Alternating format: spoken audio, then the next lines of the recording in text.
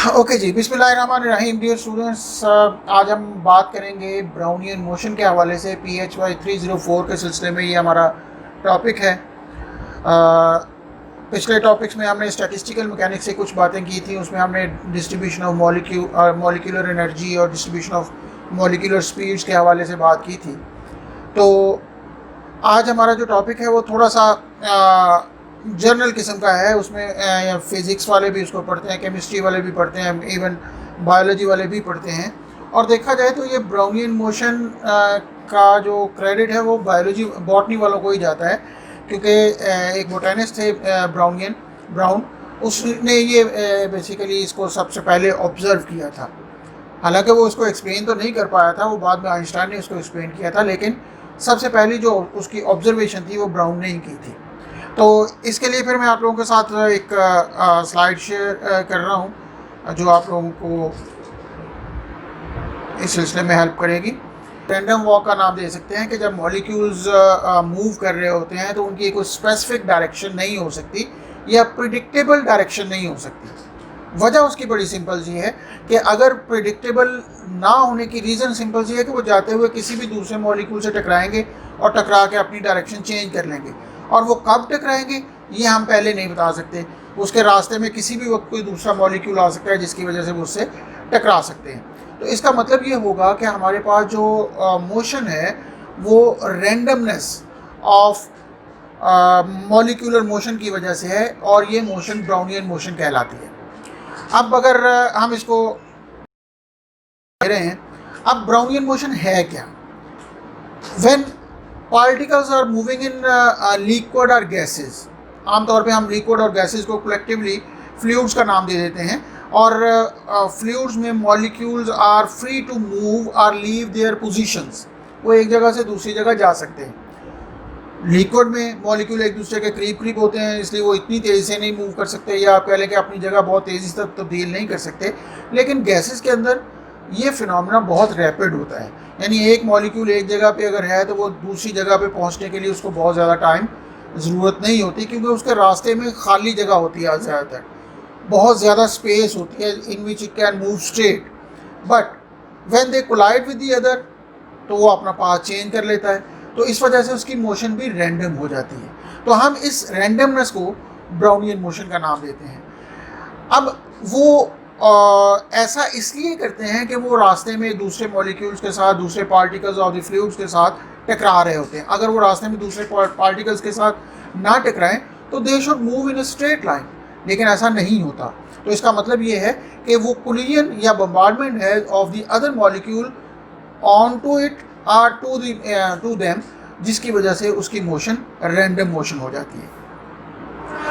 अब जो large particles होते हैं, मिसाल के तौर पे हम अगर बात करें कि एक पोलन है हमारे पास, एक एयर के अंदर है, तो वो एयर पार्टिकल के मुकाबले में बहुत बड़ा पार्टिकल है, वो भी इससे इफेक्ट हो सकता है।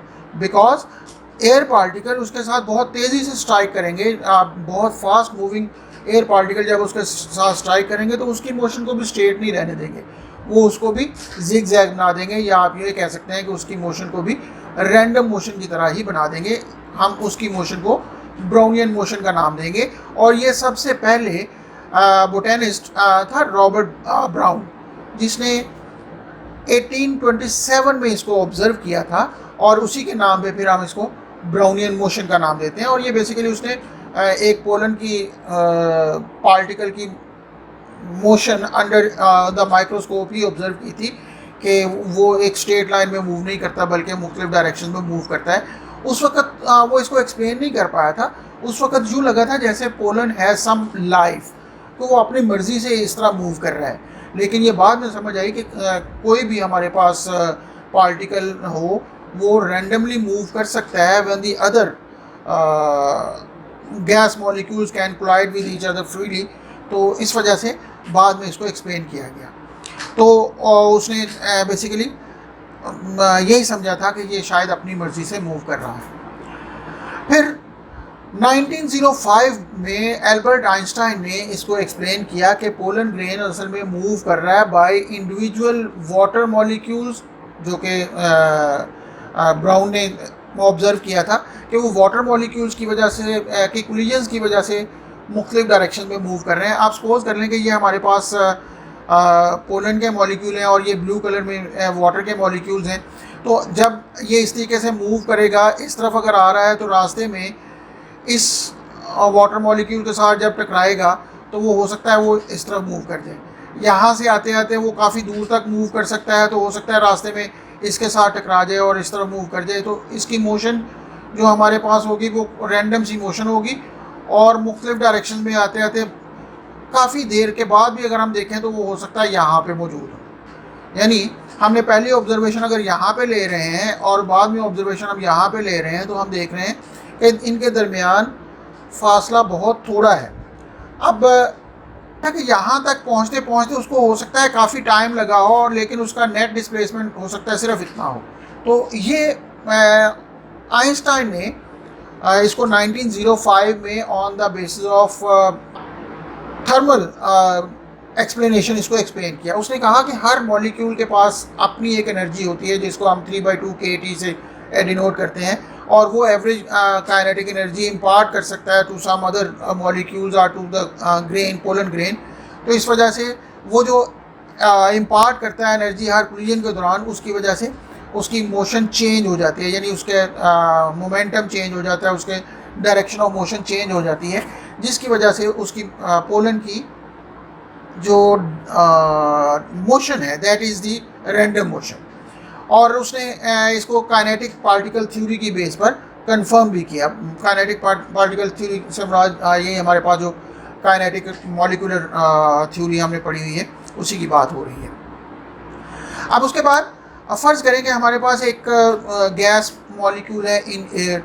अब हम बात करते हैं कि हम पोलन ग्रेन की बात नहीं कर रहे हैं, हम गैस मॉलिक्यूल्स की इटसेल्फ मोशन की बात करें कि हमारे पास बहुत सारे मॉलिक्यूल्स होंगे, they are moving in random direction due to their successive collision with the other molecules, और वो अपनी अपनी डायरेक्शन चेंज करते रहेंगे। और ये जो कोलिजन्स हैं ये कोई थोड़ी नहीं होती, चंद एक कोलिजन्स नहीं होती, बल्कि रफली ये 10 to the power 14 हिट्स पर सेकेंड होती हैं एट नॉर्मल टेम्परेचर और room temperature and pressure, atmospheric pressure. 10 की ताकत 14 हिट्स पर सेकेंड का मतलब ये है, अगर आप कंप्यूटर की लैंग्वेज में गूगल सर्च के हवाले से देखें तो गूगल सर्च 79 में जितनी गूगल सर्च हुई होंगी ये तकरीबन उसके बराबर बनती हैं। 10 की ताकत 14 का मतलब एक के साथ 14 ज़ीरो लगने हैं, इतनी हिट्स पर सेकेंड हो रही हैं।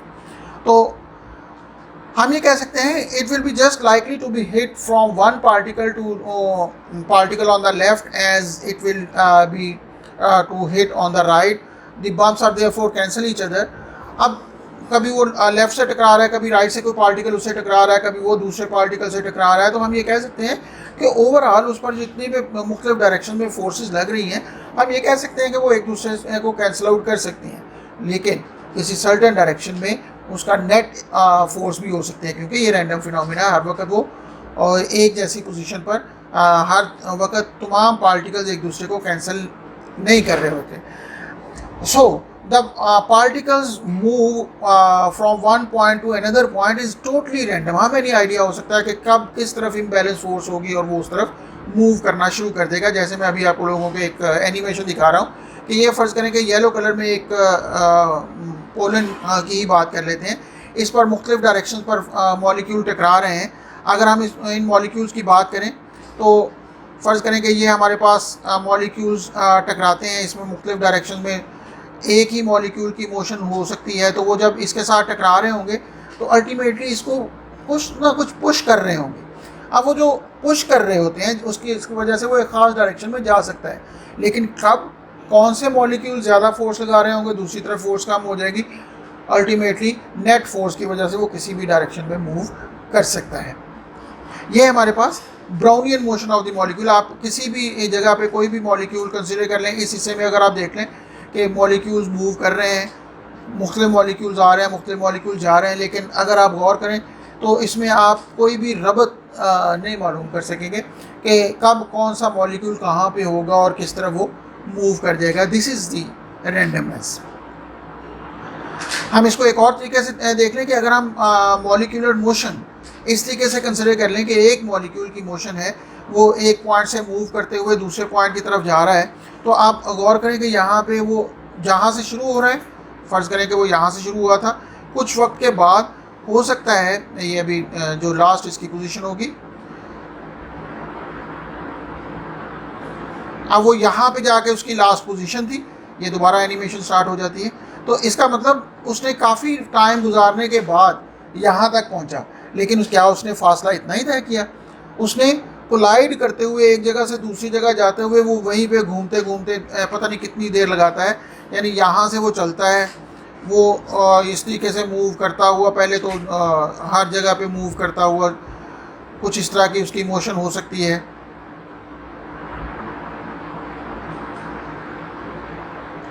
आप अगर इस पर गौर करें बेटे, आप लोग एनोटेट नहीं करेंगे,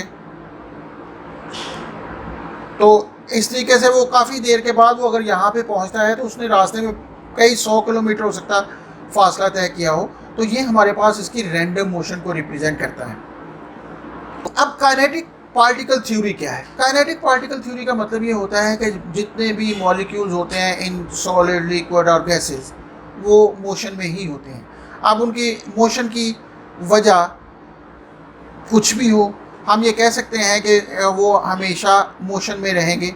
अब इसका मतलब ये है कि जब वो मोशन में है तो किस तरह की मोशन होगी। अब सॉलिड्स के अंदर डेफिनेटली वैसे मूव नहीं कर सकते पार्टिकल जिस तरह गैसेस में मूव कर सकते हैं, या जिस तरह लिक्विड में मूव कर सकते हैं। तो इसका मतलब हर जगह पे डिफरेंट होगी। लेकिन फ्लूइड्स जिसमें लिक्विड और गैसेस होते हैं उसके अंदर जो मॉलिक्यूल्स की मोशन है वो रैंडम मोशन होती है। चूँकि सॉलिड्स, लिक्विड और गैसेस में ये डिफरेंटली अरेंज्ड भी होते हैं, तो इसलिए हम ये कह सकते हैं कि उनको मुख्तलिफ डायग्राम की मदद से एक्सप्लेन किया जा सकता है। जैसे कि यहाँ पे टेबल में आपको नज़र आ रहा होगा कि अरेंजमेंट ऑफ पार्टिकल के हवाले से अगर देखा जाए तो सॉलिड्स के अंदर ये बहुत एक दूसरे के करीब होते हैं, लिक्विड्स में ये एक दूसरे के करीब होते हैं लेकिन इतना करीब नहीं होते जितना सॉलिड्स में होते हैं, थोड़ा बहुत उनमें गैप ज़्यादा हो जाता है। लेकिन गैसेस में ये बहुत एक दूसरे से दूर दूर होते हैं, यानी हम ये कह सकते हैं कि मॉलिक्यूल्स के साइज़ के मुकाबले में उनका डिस्टेंस बहुत ज़्यादा होता है। इसी तरह मूवमेंट ऑफ पार्टिकल के हवाले से देखें तो अरेंजमेंट ऑफ पार्टिकल्स के हवाले से एक और चीज़ कि यहाँ पे एक रेगुलर पैटर्न होता है सॉलिड्स के अंदर, जबकि लिक्विड्स में ये रैंडम अरेंजमेंट होती है और गैसेस में भी ये रैंडम अरेंजमेंट होती है। यानी रैंडम अरेंजमेंट से मुराद कि ये पार्टिकल अगर यहाँ पे इस वक्त है तो कुछ देर के बाद वो यहाँ पर भी हो सकता है, और इसी तरह कुछ देर के बाद वो यहाँ पर भी हो सकता है। तो बिल्कुल इसी तरह गैसेस के अंदर भी ये रैंडम अरेंजमेंट होती है। उसके बाद अगर हम बात करें मूवमेंट ऑफ पार्टिकल्स की, तो सॉलिड्स के अंदर ये सिर्फ अपने स्पॉट के ऊपर यानी अपने लेटेस्ट पॉइंट के ऊपर ही वाइब्रेट करते हैं।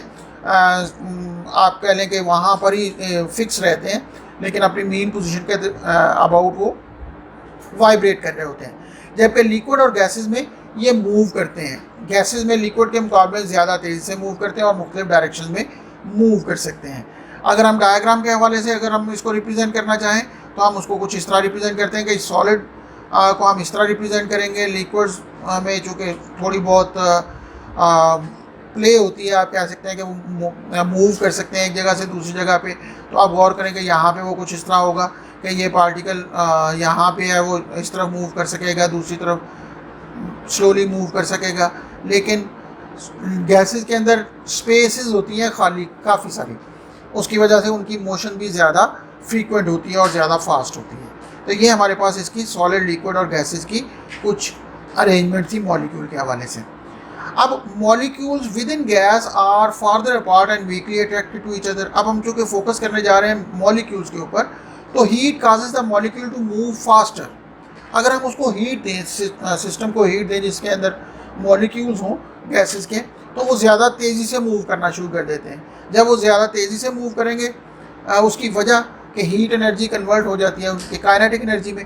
अब अगर हीट एनर्जी काइनेटिक एनर्जी में कन्वर्ट हो रही है तो हम ये भी कह सकते हैं कि उनकी जो एवरेज काइनेटिक एनर्जी बढ़ जाती है। एवरेज काइनेटिक एनर्जी बढ़ने का मतलब ये है कि अगर फिक्स वॉल्यूम के अंदर हमने गैस को रखा हुआ हो तो वो एक्सपैंड नहीं करेगा, यानी बाहर दूर दूर नहीं फैल जाएंगे, बल्कि क्या होगा कि उसका टेम्परेचर बढ़ जाता है, यानी उस कंटेनर के अंदर गैस का टेम्परेचर बढ़ जाता है। और अगर गैस का टेम्परेचर बढ़ जाए और वो फिक्स्ड वॉल्यूम में हो तो अल्टीमेटली वहाँ पे फिर उसका प्रेशर भी इंक्रीज़ कर जाता है। तो हम कह सकते हैं कि वहाँ पे प्रेशर इंक्रीज़ कर जाएगा। तो अब इस सारी डिस्कशन में हम ब्राउनियन मोशन को किस तरह डिफ़ाइन करते हैं। तो ब्राउनियन मोशन को डिफ़ाइन करने का तरीका यही है कि it is the random motion. और अगर हम इसको देखें कि एक मॉलिक्यूलर मोशन की बात कर लेते हैं। फ़र्ज़ करें कि हमारे पास टाइम t1 के ऊपर एक मॉलिक्यूल एक पॉइंट पर है, after time certain time t2 के ऊपर वो मॉलिक्यूल किसी और जगह पे, फ़र्ज़ करें कि यहाँ पे मॉलिक्यूल है, कुछ देर के बाद वो मॉलिक्यूल यहाँ पे है। अब इसकी पोजीशन इस पोजीशन से इस पोजीशन तक वो पहुँचा है, दरमियान में क्या हुआ हमें नहीं पता, वो कहाँ से घूमता फिरता आ रहा है। तो ऐसी सूरत में क्या हुआ कि जब वो एक मॉलिक्यूल दूसरे मॉलिक्यूल पोजीशन तक जा रहा है तो क्या वो स्ट्रेट जा रहा है? तो ऐसा हरगिज़ नहीं है। वो हो सकता है कि यहाँ से इस तरफ जाए, फिर इस तरफ जाए, इस तरीके से मूव करता हुआ, रैंडमली मूव करते हुए वो यहाँ तक पहुँचा हो। जब हमने पहले पोजीशन देखी तो वो यहाँ पे था, बाद में पोजीशन देखी वो यहाँ पे है। तो इसका मतलब दरमियान में उसने इतना फासला तय किया, लेकिन हर दफ़ा इतना फासला तो नहीं तय करेगा ना, हर दफ़ा उसका फासला डिफरेंट होगा। कभी वो यहाँ से ही हो के इतने फासले के बाद ही आ गया, और हो सकता है कभी वो इस पॉइंट के गिर्द ही यहाँ पे ही काफ़ी देर तक घूमता रहा हो।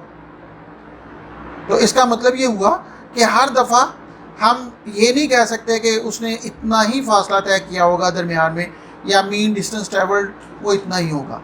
तो हम ये कह सकते हैं कि अगर हम इसको इस सेंस में ले लें कि BT2 minus BT1 is the distance between the T2 minus T1, तो वो हमेशा डिफरेंट होगा।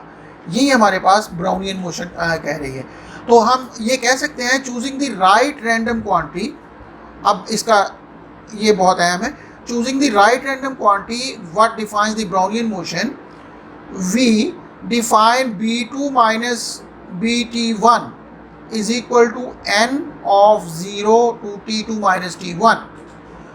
ये हमारे पास एक इक्वेशन की सूरत में हम इसको लिख सकते हैं कि जो distance travelled between the two positions है उसको हम लिख देना चाहिए n of 0 T2 minus T1। n is a function of O and T2 minus T1, that is it is the normal distribution with variance T2 minus T1। ये हमारे पास statistical term की सूरत में हम इसको ब्राउनियन मोशन को represent कर सकते हैं। तो ये BT2 माइनस BT1 यानी position at T2 minus position at T1, this will give the net displacement will be the function of normal distribution function, जो हम पहले पिछले आर्टिकल्स में भी कर चुके हैं। Now, Einstein realized that even though the movement of all the individual gas molecules are random, her individual molecules की movement तो random है, लेकिन there are some quantities which can measure that are not random, they are predictable and can be calculated। उसने कहा कुछ ऐसी quantities भी हैं जो इस random phenomenon से भी predict की जा सकती हैं। जैसे density है, density of the molecule जिसको हम रो से represent करते हैं, वो हम इस ब्राउनियन मोशन की मदद से एक्सप्लेन कर सकते हैं। अगर Einstein showed that density satisfies the Einstein differential equation, ये डिफरेंशियल इक्वेशन दिखाने से पहले मैं आप लोगों को एक दफ़ा दोबारा इस फिगर की तरफ लेके जाऊं। तो अगर आप गौर करें कि यहाँ पे हमारे पास मुख्तलिफ जगहों पे अगर हम डेंसिटी की बात करें तो इस कंटेनर में हमारे पास density at all places will remain almost constant, हर जगह पे तकरीबन कांस्टेंट रहेगी। अब ये जो हमारे पास डेंसिटी की constant even though the Brownian motion, ये हमारे पास आइंस्टाइन ने डिफ़ाइन किया था कि उनकी ब्राउनियन या रैंडम मोशन के बावजूद ये एक ख़ास इक्वेशन डिफरेंशियल इक्वेशन को फॉलो करती है, which is curly rho by curly t is equal to d curly 2 rho by curly x square। यानी time differential of density is equal to d times double derivative of rho with respect to displacement, यानी position differential का second derivative अगर हम लें तो वो उसको follow करती है, जबकि डी यहाँ पे डिफ्यूजन कांस्टेंट कहलाता है। अब ये हमारे पास इक्वेशन है जिसको हम आइंस्टाइन की डिफ्यूजन इक्वेशन का नाम भी दे सकते हैं, और इसमें रो में जो चेंज है that is predictable with time and space, यानी यहाँ पे लेफ्ट हैंड साइड अगर देखें तो दिस इज टेम्पोरल और right hand side is the special, यानी ये टाइम पर डिपेंड करती है लेफ्ट हैंड साइड, और राइट हैंड साइड पर अगर आप गौर करें तो ये स्पेस पर डिपेंड करती है, तो ये प्रिडिक्टेबल हो जाती है। तो इस इक्वेशन को this equation can be solve so that we are able to predict something with certainty from random model, यानी हम रैंडमनेस के बावजूद इसमें से कुछ अच्छी चीज़ें निकाल सकते हैं। This is an example of strategy that is used in the statistical mechanics. यही हम स्टैटिस्टिकल मैकेनिक्स में करते हैं कि जो रैंडम फिनोमिना है उसको हम आम तौर पे एक मॉडल की सूरत दे देते हैं, उस मॉडल से फिर हम चीज़ों को प्रिडिक्ट करते हैं। जैसे हमने मीन वैल्यू की बात की थी, मोस्ट प्रोबेबल वैल्यू की बात की थी, रूट मीन स्क्वायर वेलोसिटी वगैरह की बात की थी, तो ये सारी चीज़ें यहाँ पर प्रिडिक्ट की जा सकती हैं। इसके अलावा अगर हम देखेंगे, जो अगर सपोज करेंगे हमारे पास हैवी पार्टिकल्स हैं सस्पेंडेड हैं इन दी एयर, जैसे पोलन ग्रेन्स की बात कर लेते हैं, वो अगर एयर के अंदर सस्पेंडेड हैं तो ग्रेविटी तो उन पर असर करती है, और जब उन पर ग्रेविटी असर करेगी तो वो लाजमी तौर पर नीचे की तरफ आएंगे, और ग्रेविटी की वजह से जब वो नीचे की तरफ आते हैं तो अल्टीमेटली क्या होता है कि नीचे डेंसिटी ज़्यादा होती जाती है उन चीज़ों की, उस पोलन की, ऊपर डेंसिटी कम होती जाती है, और ये डेंसिटी की जो वेरिएशन है वो एक्सपोनेंशियली डिक्रीज करती है, जिसकी वजह से हम कह सकते हैं कि this is just like atmosphere. जिस तरह हम एटमॉस्फेयर में ऊपर की तरफ चलते जाएं तो डेंसिटी ऑफ द एटमॉस्फेयर कम होती जाती है, बिल्कुल इसी तरह हम किसी भी हैवी पार्टिकल्स की अगर डिस्ट्रीब्यूशन की बात करेंगे तो बॉटम पे ज़्यादा होगी, इसी तरह ऊपर की तरफ चलते जाएं तो वो कम होती जाएगी। जैसे आप पार्टिकल्स को सस्पेंड कर दें, आप हल कर लें कुछ ज़र्रात को पानी के अंदर, कुछ देर के बाद आप देखेंगे कि आहिस्ता आहिस्ता सेटल डाउन होना शुरू हो जाएंगे, तो नीचे सबसे ज़्यादा पार्टिकल्स की डेंसिटी होगी, उससे ऊपर कम होगी, उससे ऊपर कम होगी, उससे ऊपर कम, इस तरीके से उसके अंदर वेरिएशन आएगी। तो gene barren confirmed this prediction in 1908 by determining the number of particles of gum resin suspended at different heights in liquid, और इसके बिना और उसने ये भी कंफर्म किया था कि एक तो ये डिफरेंट हाइट्स के ऊपर उसकी डेंसिटी डिफर करती है, और दूसरा उसने साथ साथ पार्टिकल की डिस्प्लेसमेंट को भी स्टैटिस्टिकली कंफर्म किया था। उसने कहा था कि जो इसकी डिस्ट्रीब्यूशन है वो स्टैटिस्टिकल डिस्ट्रीब्यूशन है, और इस वजह से उसको 1926 में नोबेल प्राइज़ भी दिया गया था। ये था जी हमारे पास ब्राउनियन मोशन और उसके मुख्तलिफ आस्पेक्ट्स। अगर इस बारे में कोई क्वेश्चन है तो आप लोग पूछ सकते हैं। आज की लेक्चर की रिकॉर्डिंग मैं अपलोड कर दूंगा। अगर किसी किस्म का कोई क्वेश्चन ज़हन में आए तो आप लोग कमेंट बॉक्स में जाके क्वेश्चन कर सकते हैं। मैं कोशिश करूंगा कि आप लोगों को उसका तसल्लीबख्श जवाब दे सकूं।